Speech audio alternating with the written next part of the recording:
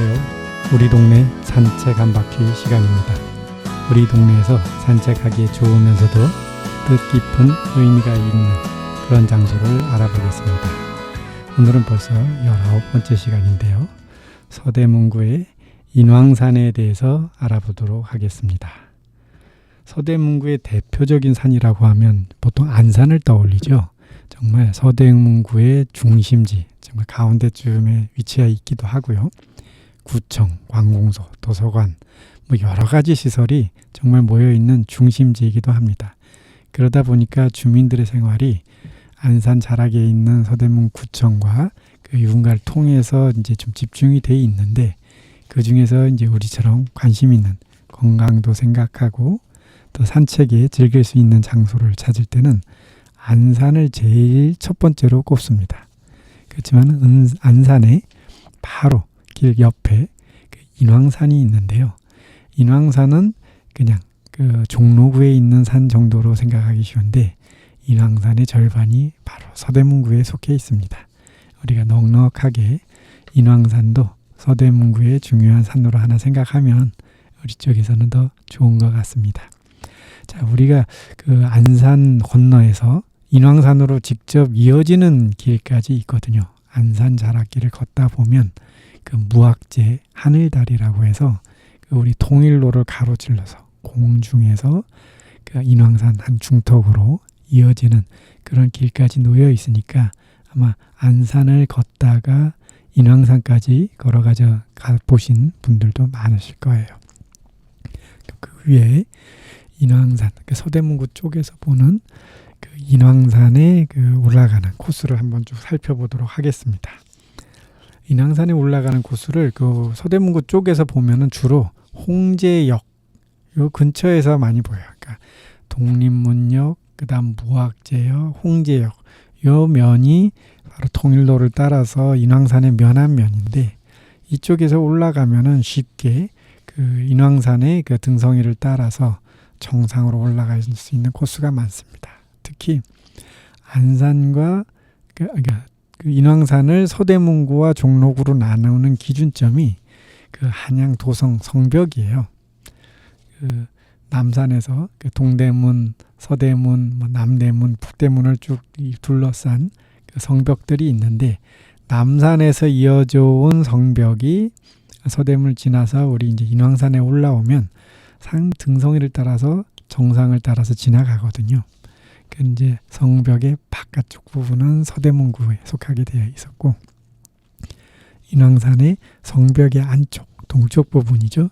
이쪽은 종로구에 속했는데, 이게 정해진 게 바로 그 태조 이성계가 그 조선을 건국하면서 이때부터 크게 구분이 됐던 그 흐름이 아니었나 생각합니다. 그러다 보니까 인왕산은 정말 경복궁의 바로 그 왼쪽 편에 있거든요. 서쪽 편. 그리고 경복궁의 북쪽에는 그 북악산이 있고요. 이게 이제 처음 이성계가 건국을 했을 때 무학대사와 우리 정도전 조선의 그 정치 이제 조선을 건국하는 정치 체계를 설계한 바로 그 진짜 전문 지식인이죠. 이 사람들의 대립에서부터 벌써 북악산과 인왕산의 스토리가 나옵니다. 내용은 이제 조선 건국의 중심, 사대부 중심의 나라를 세우려고 했던 정도전은 북악산을 그 메인산으로 삼고 북악산 밑에다가 경복궁을 짓자고 한 거죠. 그리고 무학대사는 자기가 불교 스님인데 또 고려시대부터 흥성해 있던 그 불교의 문화를 그대로 유지하면서 새로운 세상이 왔으면 해서 인왕산을 주산으로 한 경복궁을 짓자라고 한 건데, 그렇게 되면 어떻게 되냐. 지금은 뭐 결과적으로 북악산이 중심이 돼서 그 아래에 경복궁이 생겼으니까 현재 모습은 우리가 정확하게 알고 있습니다. 경복궁은 태조 이성계가 지은 이후로 자리를 옮기지 않고 그 자리에 그대로 있거든요. 그런데 인왕산을 중심으로 했다면은 지금 어디라고 해야 될까? 사직공원이나 또는 서촌 쪽으로 방향을 틀어서 인왕산을 짓게 되었을 거예요. 지금 어떤 모양이 됐을지 상상하기는 좀 어렵네요.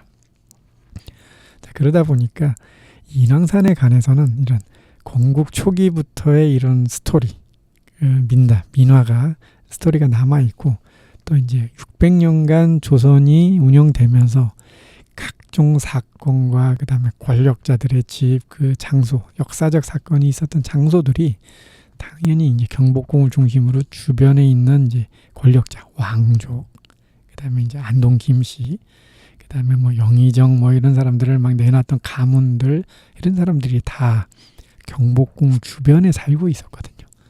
그리고 인왕산 주변에도 당연히 많이 있었겠죠. 그러다 보니까 각종 스토리가 다 이제 조선 종로구 이런 식으로 사대문 안쪽의 이야기로 가다 보니까 우리 서대문구 입장에서는 면적으로 보면 인왕산의 절반 정도가 속해 있는 그 구인데도 그런 스토리들이 좀 많지 않아요. 뭐 있다고 하면은 그 인왕산 건너편에 이제 세검정 이야기라든가 아니면은 그 청나라 때 그 인질로 잡혀간 우리 국민들, 그 당시 뭐 60만 명이라고 했었죠. 그 사람들이 이제 돌아오면서 뭐 홍제천 앞에서 뭐 몸을 씻고 들어오면 그 포로로 끌려갔을 때의 모든 그 잘못을 묻지 않겠다. 뭐 이런 정도의 스토리밖에 없거든요.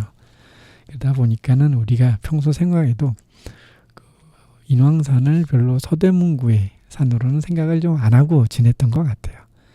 그러나 요즘은 우리가 뭐 많이 걷는 길이기도 하고, 또 안산만큼이나 인왕산이 이 젊은 층들의 등산에 아주 힙하다고 이름이 나서 많은 젊은 층과 그 다음에 외국인들까지 인왕산 등산을 하고 있다고 해요. 우리 주민들도 궁금하잖아요. 그래서 인왕산을 좀 자주 가면서 우리 동네의 어떤 장소로 이해하면 좋을 것 같습니다. 그럼 우선 올라가는 길을 한 3군데 정도 한번 살펴볼게요. 첫 번째로 제일 쉬운 거는 이제 독립문역에서 내리면은 산에 이제 지하철역에서 나오면은 왼쪽으로, 그러니까 서쪽으로죠. 독립공원이 보이고, 독립문과 독립공원. 그리고 이제 통일로 오른쪽으로는 바로 인왕산이 보여요.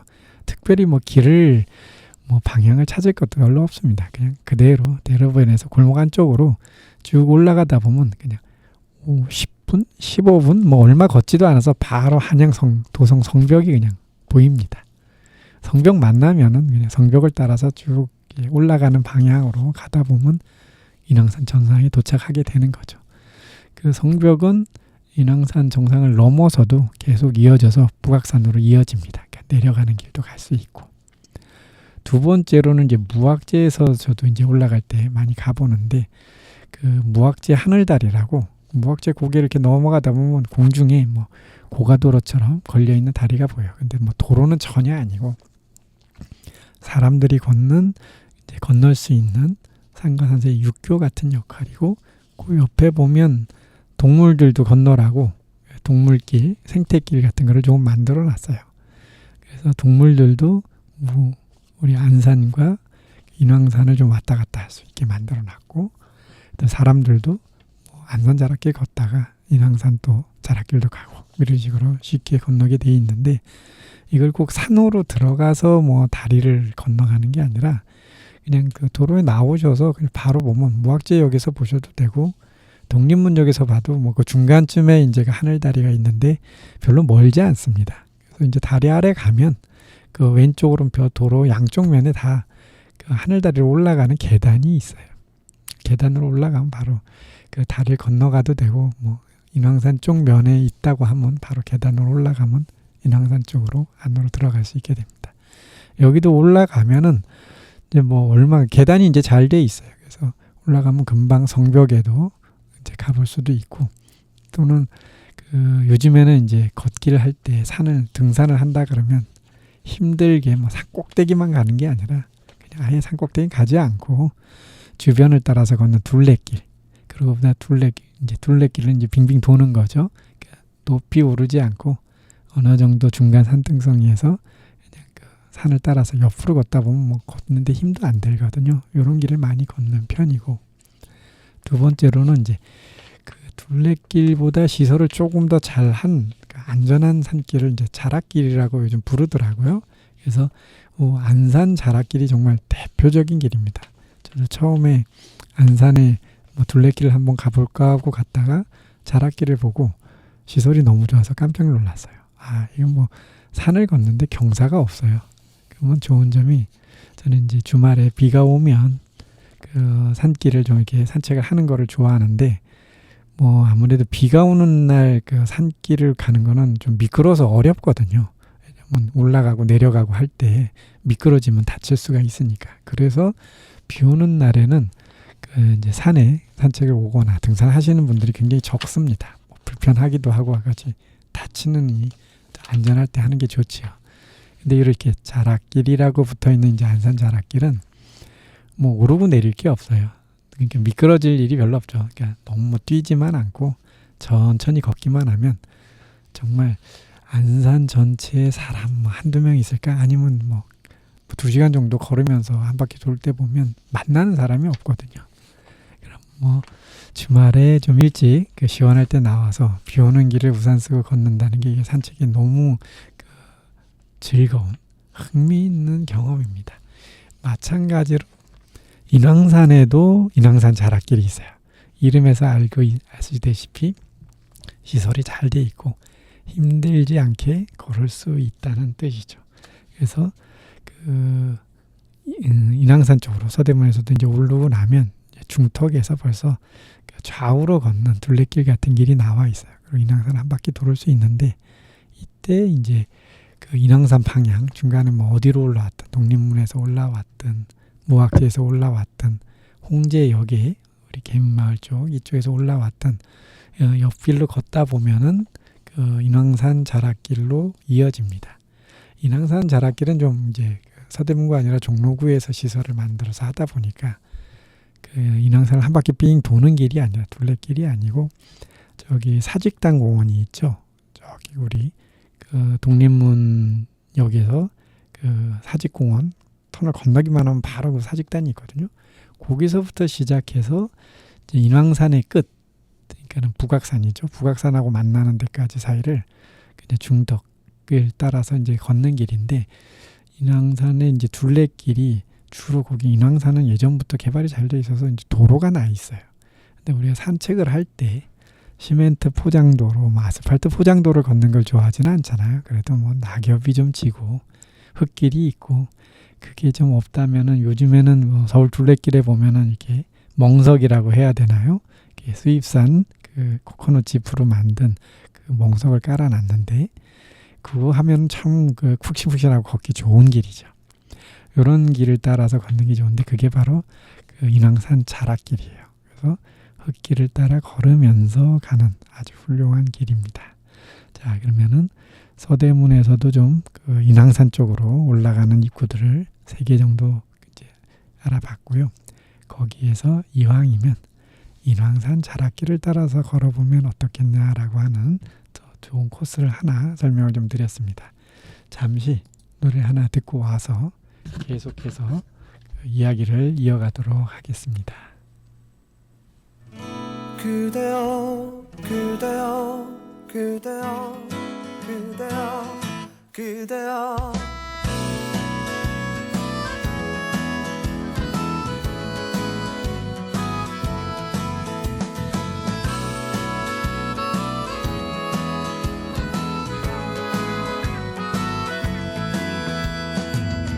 오늘은 우리 같이 걸어요 이 거리를 밤에 들려오는 자작 노래 어떤가요? 오예 몰랐던 그대와 단둘이 손잡고 알 수 없는 이 떨림과 둘이 걸어요 봄바람이 날리며 흩날리는 벚꽃잎이 울려 퍼질 이 거리를 둘이 걸어요 봄바람이 날리며 흩날리는 벚꽃잎이 울려 퍼질 이 거리를 둘이 걸어요 oh yeah.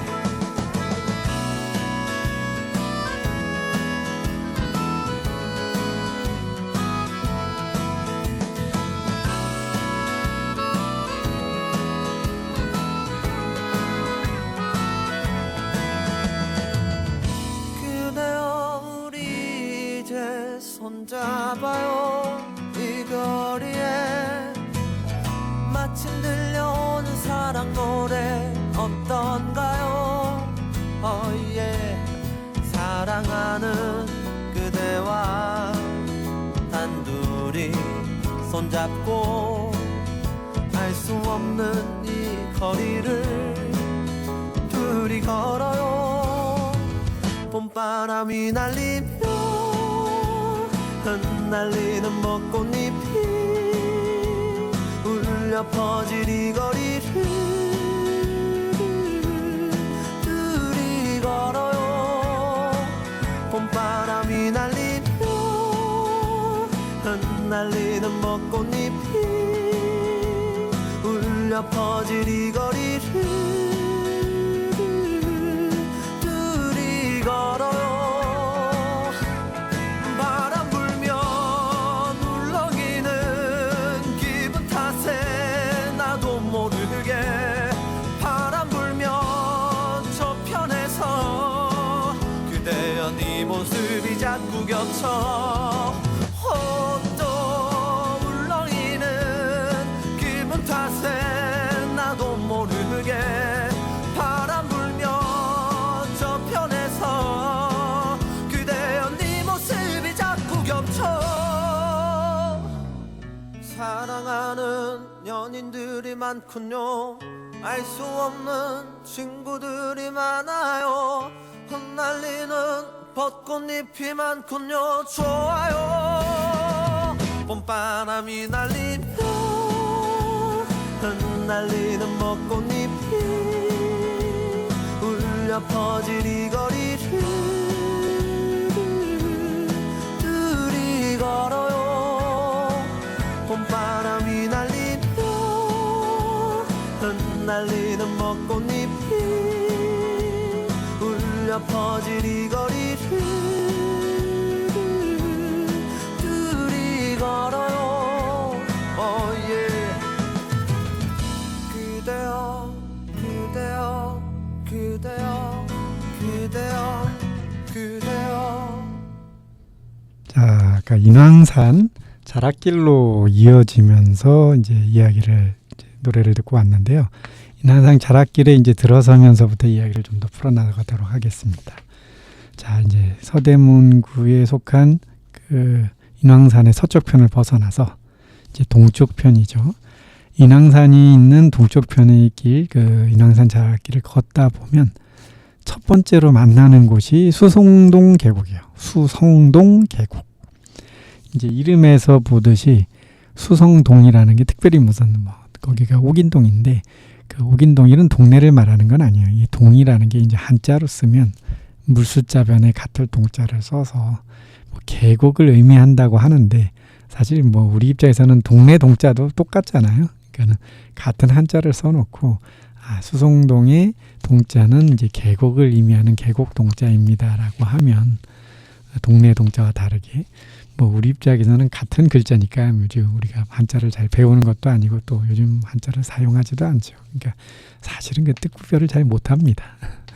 예, 그렇게 이제 이해를 하고요. 그래서 수성동은 종로구에 있는 무슨 동네 이름은 아니고 그냥 예전부터 불렀던 수성동, 물숫자의 소리성자, 물소리가 굉장히 크고 깨끗하게 들리는 골짜기라서 그렇게 불렀나 보다.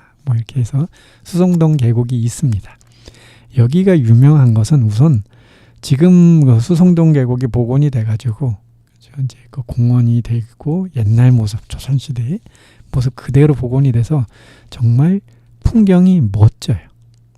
정말 인왕산에는 풍경 멋진 곳이 구석구석 많기도 한데 그 중에서도 정말 지금 가서 보면 멋집니다. 또 하나 이제 멋지다라는 걸 우리가 좀 알게 되는 게 뭐냐면 여기에서 그 18세기 이제 화가죠. 진경산수로 유명한 겸재정선이 나옵니다. 겸재정선의 집이 바로 여기 수성동 계곡 아래 조금 내려가면 아래쪽에 그 옥인동에 보면은 기가 이제 그 겸재정선 집터라고 하는 표석도 있습니다. 거기 살면서 이 당대 한국 화가 이제 그림 문인화의 이제 최고봉이면서 진경산수라고 하는 또 새로운 분야를 개척한 이런 당대 그림의 이제 거장이, 이 사람이 좀 특이한 점이면서도 훌륭한 점이 바로 집 근처에서 자기가 자주 보던 그림들을 많이 그렸다는 거예요. 집이 뭐 인왕산 밑에 있으니 인왕산 그림을 뭐 엄청나게 많이 그린 거죠. 거기에 이제 수성동 계곡이라고 하는 걸 그림을 그린 게 있는데, 그게 이제 장동 팔경첩이라고 하는 화첩 안에 이제 여러 인왕산의 모습들이 그런데 그 중에 하나가 수성동 계곡이에요. 거기 그림도 멋지고, 지금도 이제 그 수성동 계곡 앞에 보면 이제 공원으로 하면서 이제 안내문 같은 거 세워놨거든요. 거기에 그 김제 정선의 수성동 계곡 그림을 딱 이제 인쇄를 해놨습니다. 그래서 비교를 해보면 정말 똑같아요. 특히 그 앞에 이제 세워져 있는 이제 두 개 아주 긴 뭐 한 4m짜리 정도 길이 되는 돌로 된 길쭉한 기둥 같은 돌로 된 돌 두 개를 이제 건너서 계곡을 건널 수 있게 받쳐놓은 데가 있거든요. 그 그림까지 완전히 똑같습니다. 아무래도 산 봉우리를 이렇게 그리면 뭐 뾰족하고 동글동글한 게 뭐 이 산이 이 산 같고 저 산이 저 산 같고 이렇게 하기가 쉬운데, 이 계곡에도 이렇게 돌다리를 분명하게 그려 놓으니까 지금 이렇게 딱 비교를 해보면, 풍경을 보면서 뭐 너무 똑같은 거죠.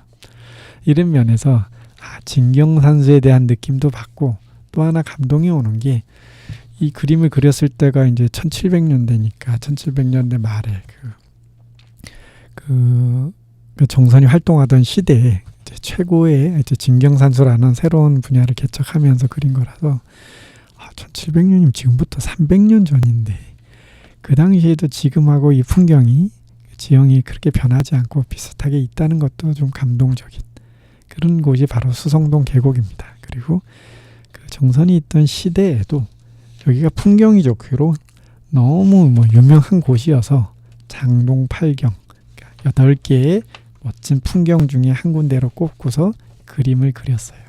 그래서 이제 이 수성동 계곡이 있고 인왕산에 대한 이제 장동 팔경첩은 현재 그 당연히 이제 인터넷 검색해 보면 사진으로 뭐 여러 그 공유 사이트에서, 정부 이제 기획 사이트에서 사진을 볼 수 있고, 또 하나는 이제 원본 소장이 두 군데가 되어 있어요. 하나는 이제 국립중앙박물관에 있고, 또 하나는 이제 간송미술관에 있는데, 저도 처음에는 이렇게 화첩이 장동 팔경첩 있으면 원본이 있고, 그거를 이제 뭐 중앙박물관에는 이제 훼손되면 안 되니까 이제 원본은 잘 넣어놓고 이제 사본을 이렇게 똑같이 만들어서 전시를 하겠지라고 하는 것까지 생각했는데, 원본이 간송미술관에도 있고 그 국립중앙박물관에도 있다는 거예요. 어떻게 된 거지? 이 사람들이 뭐 판화처럼 찍은 것도 아닌데 라고 하고서 이제 다시 살펴보니까 그 당시의 그림이라는 게 이런 겁니다. 같은 풍경도 많이 그려요. 어떻게 이제 화가라고 하는 직업이 지금도 뭐 똑같습니다. 엄청난 실력으로 이제 그림의 그 분야를 개척하고 엄청난 명작과 걸작을 내놓는데, 이 그림이 팔리지를 않으면 먹고 살 수가 없거든요.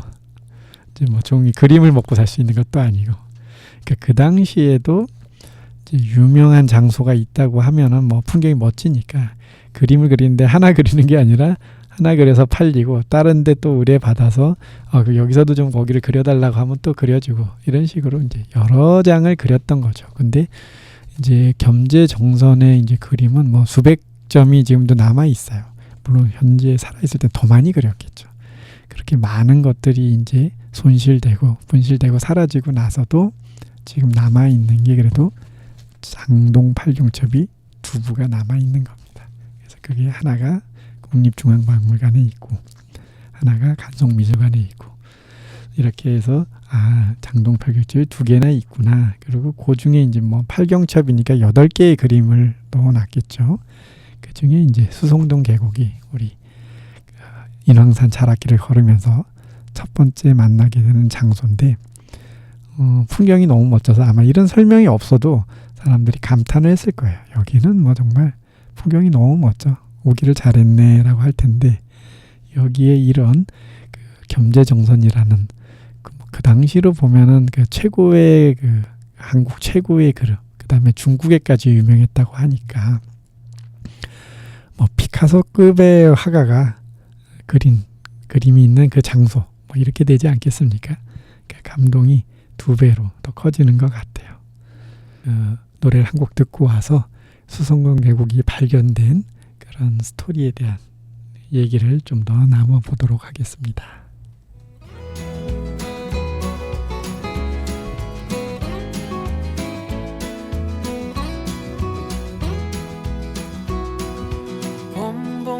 봄이 왔네요. 우리가 처음 만났던 그때 향기 그대로,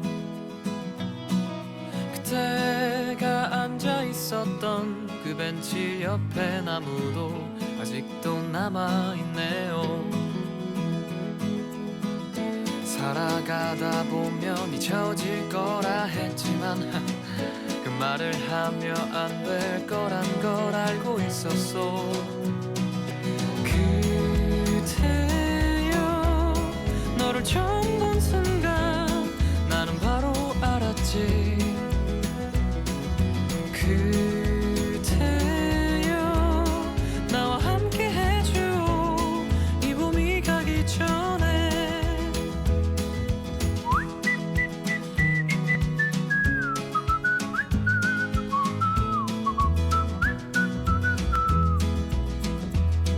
다시 봄이 왔네요. 그대 없었던 내 가슴 시렸던 겨울을 지나 또 벚꽃잎이 피어나듯이 다시 이 벤치에 앉아 추억을 그려보네요. 사랑하다 보면 무뎌질 때도 있지만 그 시간마저 사랑이란 걸 이제 알았어. 그대여 너를 처음 본 순간 나는 바로 알았지. 그대여 나와 함께 해줘 이 봄이 가기 전에. 우리 그만 참아요. 이제 더 이상은 망설이지 마요. 아팠던 날들은 이제 뒤로 하고 말할 거예요.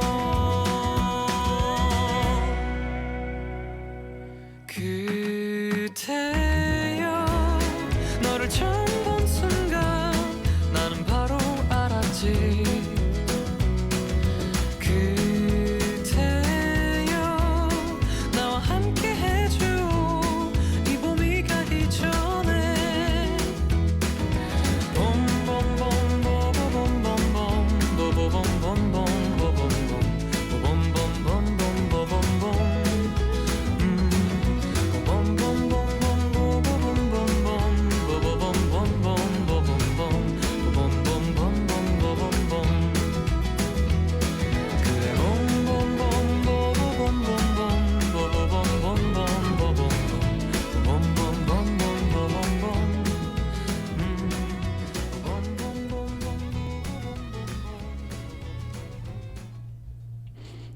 네, 계속해서 수성동 얘기를 이어나가겠는데요.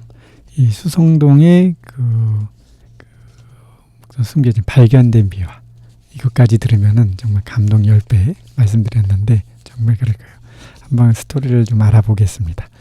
현재 가보면 수성동 계곡은 이제 계곡도 살려져 있고 그 앞에 이제 그 돌다리, 그 돌다리라는 게 이제 사실 다른 데서는 좀 보기 힘든 독특한 모양이잖아요. 돌다리의 이름은 기린교라고 합니다.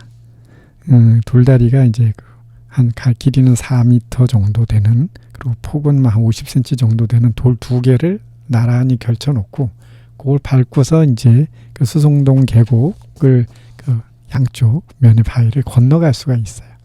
그 당시에 이게 없었으면은 계곡이나 개천을 건너는 게 굉장히 힘들었겠죠.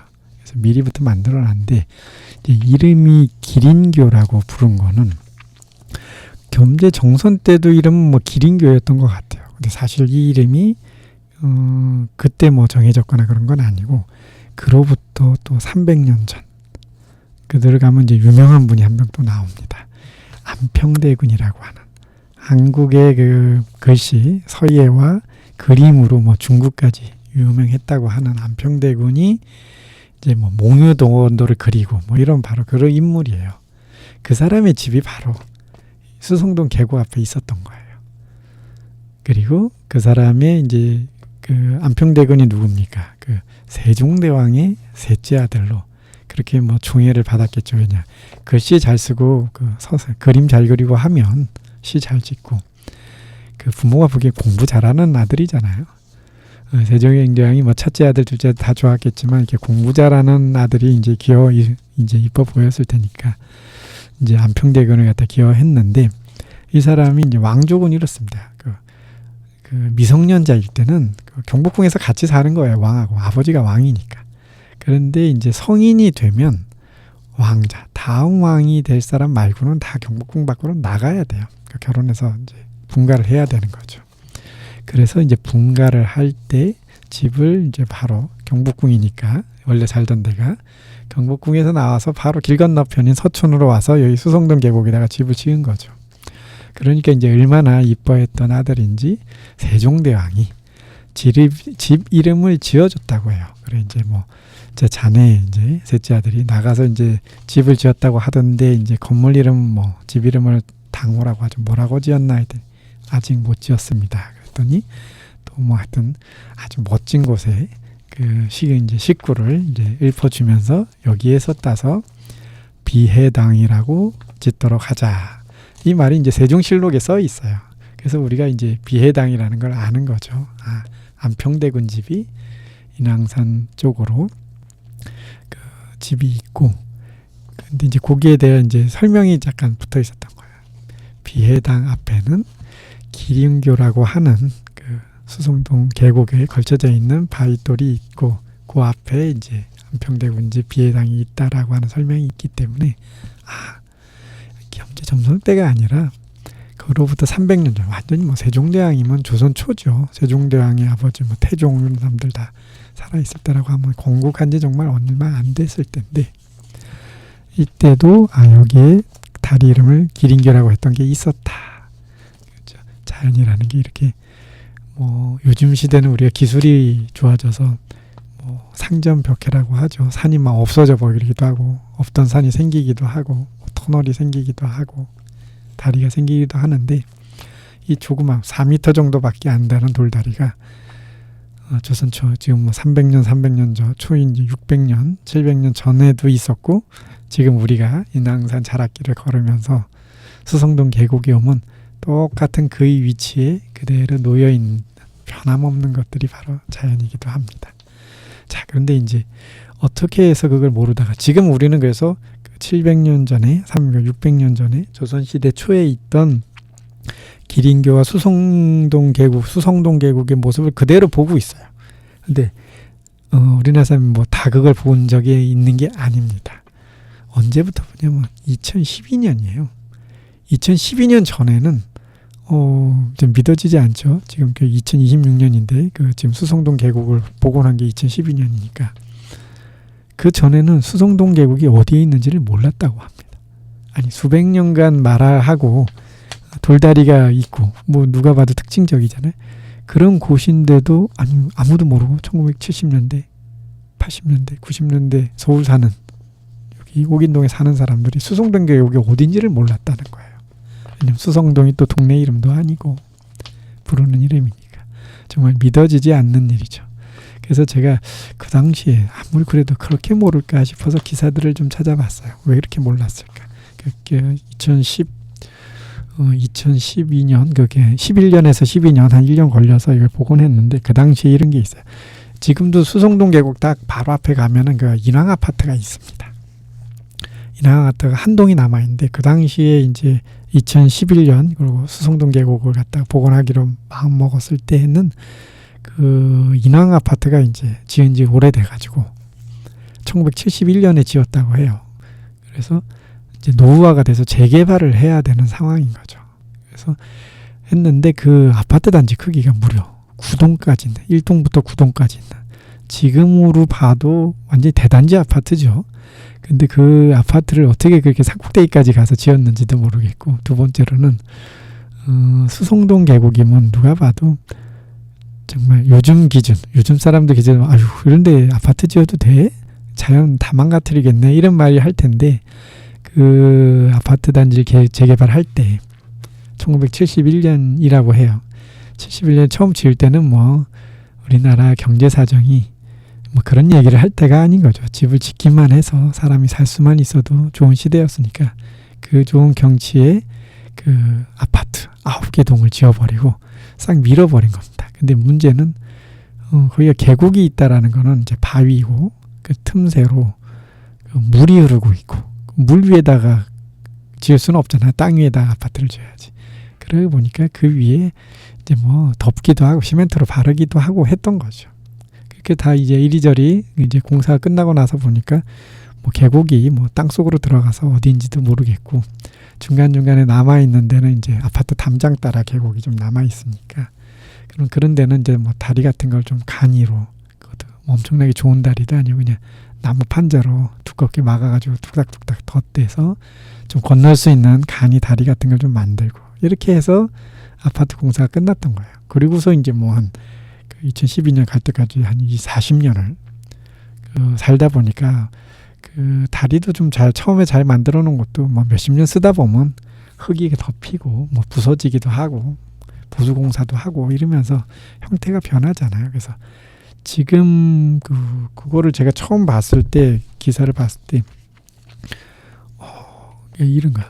수성동계 700년간 또 400년간 묻혀있던 겸재정선이 그렸던 그 수성동 계곡의 그 기린교가, 그렇죠? 아파트 철거 과정에서 발견됐다.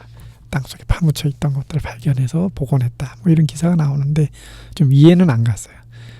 이 돌이 어디로 그냥 굴러가서 떨어져 있는 거를 발견해서 길쭉한데 이게 그거 아니야? 라고 해가지고 들고 와서 제자리에 갖다 놨다? 뭐 이런 설명이라고 저는 이해를 했는데, 뭐 말로 그렇게 하니까 좀 제가 오해해서 이해할 수도 있겠죠. 근데 이제 결과적으로 그 당시에 이제 뭐 기사를 좀 더 찾아보고 방송이 많이 나왔어요. 수성동 계곡이 발견됐다고. 그 사진을 보니까는 이해가 가겠더라고요. 돌다리 그냥 그 자리에 있었습니다. 근데 그 주위로 계곡 바로 앞까지 그냥 아파트 지어버린 거예요. 그리고 이제 지금 돌다리가 있으면 양쪽 끝이 있잖아요.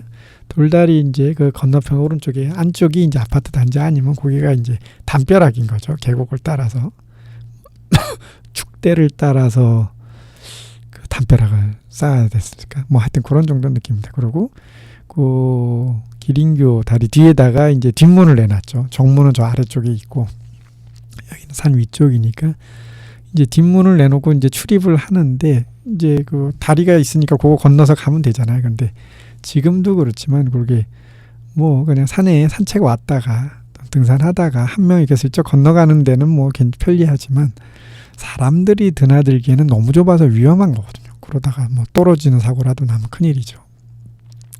그러니까 현재 있는 그 돌다리 옆에다가 이제 두꺼운 판자랑 강목을 대가지고 이제 옆에 넓게 벌려놨어요.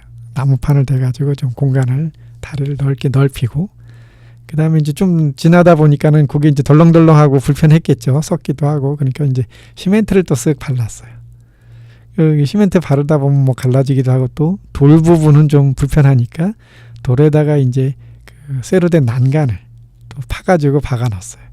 뭐 이런 식으로 계속 변화를 하다 보니까는 거기서 살고 있고, 인왕 아파트에 살고 있고, 항상 뭐 그 문을 다니던 분도 이게 돌다리라고는 아무도 생각을 안 한 거죠. 그냥 뭐 시멘트로 만들어낸 다리라고 생각하고, 그것도 뭐 다 썩어서 뭐 끝에는 좀 무너지고 깨지고 이런 아주 못생기고 허름한 뭐 그 다리 정도로 생각하고 사용을 했던 것 같아요. 그래서 이제 기린교가 어디 있는지도 이제 다 잊혀졌고, 그리고 이제 특징적인 그런 게 없으니까 그게 뭐 수성동 계곡이라고 한 지명도 아니니까 사람들한테 다 잊혀지고, 이제 지금은 뭐 수성동 계곡 보면 정말 멋지거든요. 근데 그게 이제 아파트 옆을 흐르는 계곡물, 지저분한 물이 흐르는 뭐 그런 곳이 되어 있었던 것 같습니다. 근데 이제 이게 아파트를 철거를 하고, 이제 철거를 하는 과정도 그래요. 그러니까 아까 말한 그 9개동이라고 인왕 아파트가 하다 보니까 단지가 크잖아요. 그러니까 지금 이제 맨 끝에 거 아래 수성동 그 계곡 그 바로 앞에 있는 그 인왕 시범 아파트 한 동만 현재 남아 있고 위에 8개를 그냥 다 철거해서 없애버렸습니다. 원래 재개발하면은 헐고서 거기 다시 지어야 그 집주인들이 거기서 살 거 아닙니까? 근데 이제 이게 그 경관을 그 이제 이게 1912년에 개발할 땐 경관을 너무 해친다는 그런 평가가 있었고 그 당시 또 우리 이제 그 도시재생을 강조했던 서울시의 정책, 그 박원순 시장 때 도시재생을 강조했던 그런 그 정책 방향 때문에 이쪽은 경관을 좀 살리는 쪽으로 공원화를 하자. 그래서 이걸 서울시가 다 매입을 해서 여기 사시던 분은 다른 데로 다 이제 이사를 가시고 건물 자체는 헐어가지고 그냥 아예 없어버렸습니다. 그리고 지금 이렇게 멋진 풍경이 수성동 계곡이 이제 나올 수가 있었던 거죠. 그렇게 이제 단지의 그 초입 한가운데쯤이다 보니까 정말 뭐 이게 수성동 계곡이었는지는 아무도 몰랐던 것 같아요. 뭐 그렇게 보이지도 않았습니다. 사진을 봐도 정말 좀 지저분한 계곡, 뭐 이런 그 골목길, 그 뒷문 정도의 모습이었던 것 같아요.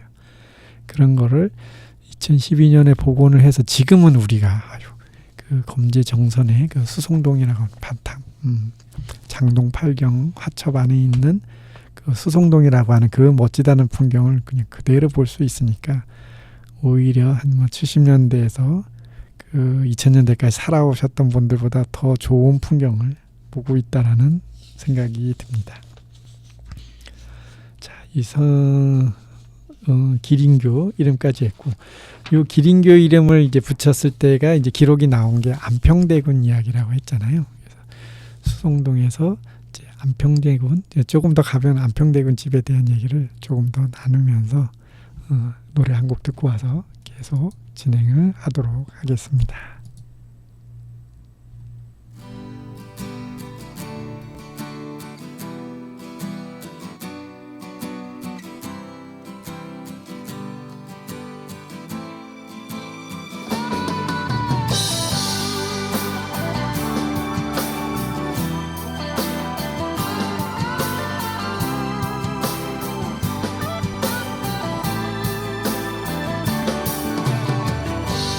나에게 난 해질녘 노을처럼 한편의 아름다운 추억이 되고 소중했던 우리 부르던 나를 기억하며 후회 없이 그림처럼 남아주기를. 나에게는 내 외롭던 지난 시간을 환하게 비춰주던 햇살이 되고 조그맣던 너의 하얀 손 위에 빛나는 보석처럼 영원의 약속이 되어 너에게 난 해질녘 노을처럼 한편의 아름다운 추억이 되고 소중했던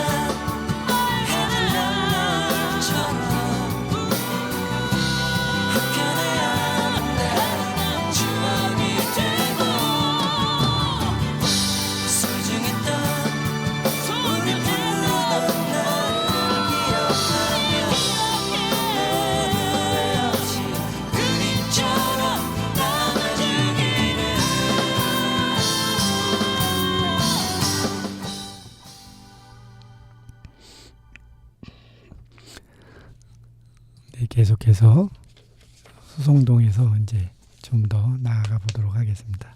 아까 안평대군의 집이, 그러니까 겸재정선이 수송동 그림을 그리기 전에 300년 전에 안평대군이 수송동 앞에 살았다고 하는데, 이 인물도 또 그 국내 최고 수준이 아니라 그걸 넘어서서 중국에까지 글씨와 그림이 둘 다 이제 유명했던 세계적인 이제 그 화가인 셈인데, 이제 놀라운 점은 이제 그 유명했던 그림 중에 몽유도원도라고 하는 그림이 있거든요. 이게 아마 중국에까지 유명해졌던 바로 또 그림이기도 합니다.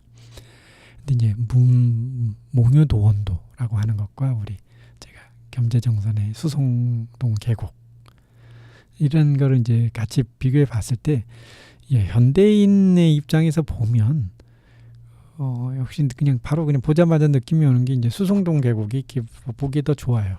뭐 느낌도 있고, 이유는 이게 진경상수화라는 현대적인 기법에 맞기 때문에 그렇습니다. 우리 뭐 이미 현대인에 이제 익숙해져 있잖아요.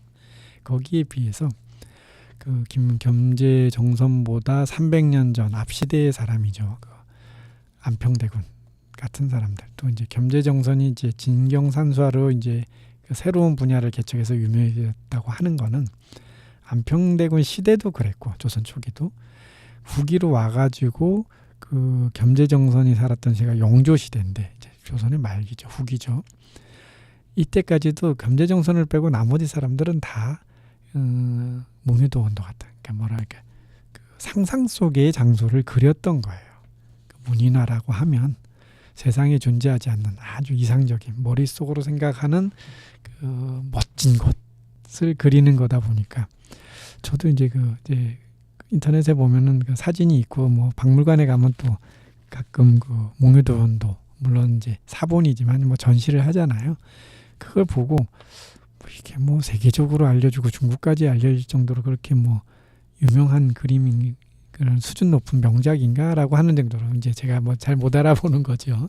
왜냐면 그런 그 상상 속의 그림, 그 장소를 잘 그린다는 게 뭐 뭔지를 잘 이해를 못 하니까 그런 느낌인데, 오히려 내려오면은 진경상수에서는 뭐 일단 수송동하고 똑같아. 수송동 계곡하고. 그럼 뭐 제가 벌써 아이고 뭐 사진처럼 너무 잘 그렸네, 이런 얘기가 나오는 거잖아요.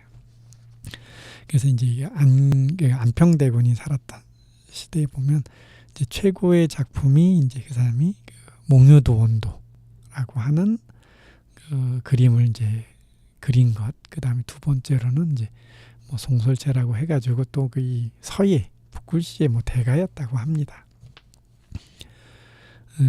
이걸 그렸을 때가 이제 바로 여기 이제 수송동 계곡에 본가를 짓고 살 때인데, 이제 어찌됐든 몽유도원도라는 거는 뭐 꿈속에서 본 그 복숭아밭이 있는 정말 그 무릉도원을 그린 게 꿈속에서 보고서 그걸 이제 연상해서 그려낸 거니까.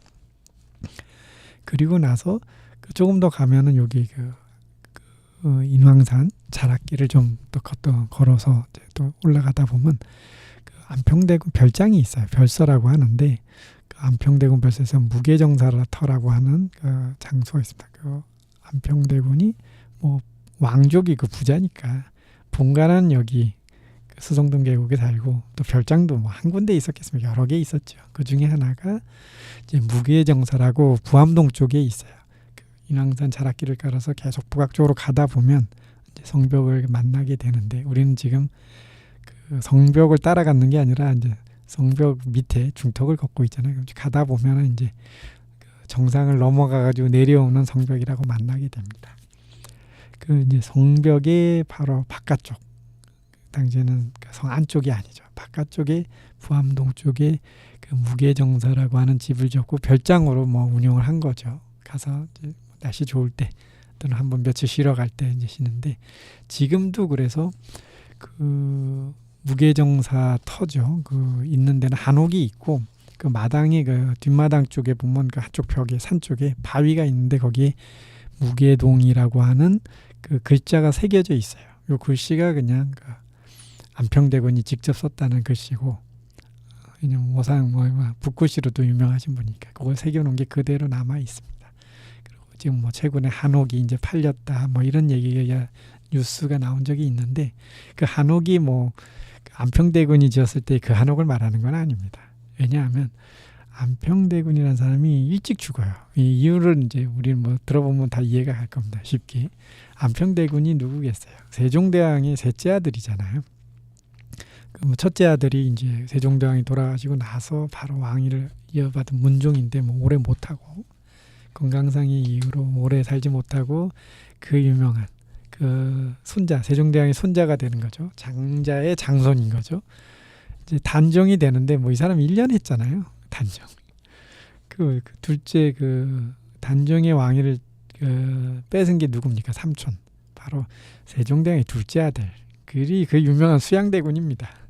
이러다 보니 셋째 아들인 안평대군 입장에서는 뭐 계유정사라고 하죠. 단종의 단종을 왕후에서 이제 쫓아내고 그 세력들 뭐 김종선이 뭐니 뭐 하여튼 다 때려 죽일 이런 이제 쿠데타를 일으킨 게 이제 계유정사인데 뭐 그거 일으키고 한 달도 안 돼서 바로 죽어버려요. 뭘로? 뭐 당연히 역모로 몰았죠. 뭐 역모를 했냐 그거는 모르겠어요. 그렇지만은 뭐 쿠데타 일으킨 사람이 뭐 살려두나요? 뭔가 핑계를 대가지고 없는 증거라도 만들어서 저놈이 역모했다 뭐 해가지고 뭐 계유정사 일어나고 한 달도 안 돼서 그 강화도로 쫓겨났다가 거기서 그냥 이제 사양 내려와서 죽는 거죠.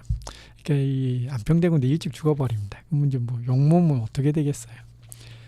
이제 우선 삼족을 멸해야 되지. 그래서 본인도 죽고 가족들 다 뭐 잡혀가고 당연히 재산 다 뺏겼죠. 그때 이제 그 우리 수성동 계곡에 있던 안평대군 집도 그냥 폐허가 된 겁니다. 그걸 뭐 우리 요즘 기준으로 보면 재산이 이제 아파트가 큰 거니까 뺏어서 그렇죠. 이제 그 반역자의 재산이니까 뺏어서 뭐 팔아버리든 뭐 정부 재산으로 하든 할 건데 뭐 그 당시에는 그런 건 아니었어요. 반역자의 집이면 얼씬도 안 하는 거죠. 왕래를 안 해야지 왕래하다가는 의심을 받는 거니까. 그래서 그 수송동 계곡도 뭐 겸재정선이 그렸을 때 수송동 계곡에는 뭐 집이 있거나 그러지 않았어요. 300년쯤 전에 안평대군 집이 있었다. 근데 뭐 오래 살지도 못했고 다 폐허가 돼버리고 다 때려 부쉈겠죠. 그 세조가 수양대군이 다 없애버리고 폐허가 된 지 또 300년이라서 그냥 사라진 겁니다. 그 본가도 그런데 그 지금 우리가 말씀드렸던 그 별서 그 별장집도 똑같죠. 뭐 마찬가지로 이제 폐허가 되고 그 건물 다 없어진 겁니다. 그 후에 그냥 뭐 특별히 뭐 안평대군이 뭐니 이런 거야 상관없이 또 뭐 사람이 살려고 하면 뭐 불법으로 짓든 뭐든 하든지 해야죠. 그래서 지은 게 이제 최근에 마지막 남은 게 운 좋게 이제 한옥이어서 안평대군 그 별장터 무게정사에 있던 뭐 한옥이 팔렸다 이런 기사가 나왔던 것 같아요. 근데 이제 제가 그 수송동경 얘기를 하면서 여기 이제 무게정사 그 안평대군의 별장터를 얘기한 거는 그 몽유도원도는 그 꿈에서 본 상상 속의 그림이거든요. 그러니까 우선 순위를 봤을 때 그 꿈이 먼저고 이제 그림을 그리고 나서 안평대군이 생각을 한 거예요. 그 멋진 곳을 실제로 있는 곳에 구현을 하면 좋겠다. 뭐 좋은 테마죠. 그래서 별장은 이제 무게정사를 해놓고 이제 지형을 보니까 뭐 꿈에서 본 거와 그 몽유도원도에 있던 무릉도원과 지형이 비슷하다라고 해서 자기가 이제 별장터를 좀 이렇게 고즈넉하게 꾸미고 그 위쪽으로 복숭아 나무를 뭐 1000그루나 심었다고 해요. 그래서 무릉도원을 꿈에서 봤던 거를 비슷하게 좀 구상을 해놓고 이제 지었던 건데 뭐 그게 지형이 비슷하거나 이런 건 어차피 상상이니까 이제 본인의 생각이겠죠. 요렇게 꾸미면은 뭐 비슷한 것 같은데 그래서 일의 선호는 그래서 그 안평대군의 몽유도원도의 현장이라고 뭐 설명할 수는 없고 왜냐면 그 상상과 그림이 먼저고 뒤에 그걸 보고 좀 이리저리 복숭아 나무를 심어서 꾸민 거니까 그렇지만 이제 무릉도원과 관련된 그다음에 그 몽유도원도와 관련된 하나의 장소로서 우리 이제 안산 자락길 선상이 멀지 않습니다. 여기서 이제 수송동 계곡에서 계속 걸어가면 안산 자락길이 있는데 여기서 이제 만날 수가 있는 거죠. 그래서 인왕산 얘기를 하면서 제가 그 수송동 계곡의 얘기를 아주 굉장히 길게 했어요. 이렇게 인왕산에서 제가 보기에는 요즘 기준으로는 뭐 멋진 곳이 많이 있습니다만 그 중에서 첫 번째로 꼽고 지나가면서 할 때는 이렇게 풍경도 멋져. 그 다음에 그 현장 복원의 스토리도 와, 어떻게 이게 운 좋게 이렇게 발굴이 되었나 싶은 내용이 있어서 이렇게 길게 말씀을 드렸습니다. 자, 그러면 노래 하나 듣고 계속해서 이제 오늘은 이 정도 마무리를 해야 될 것 같네요. 노래 하나 듣고 마무리하겠습니다.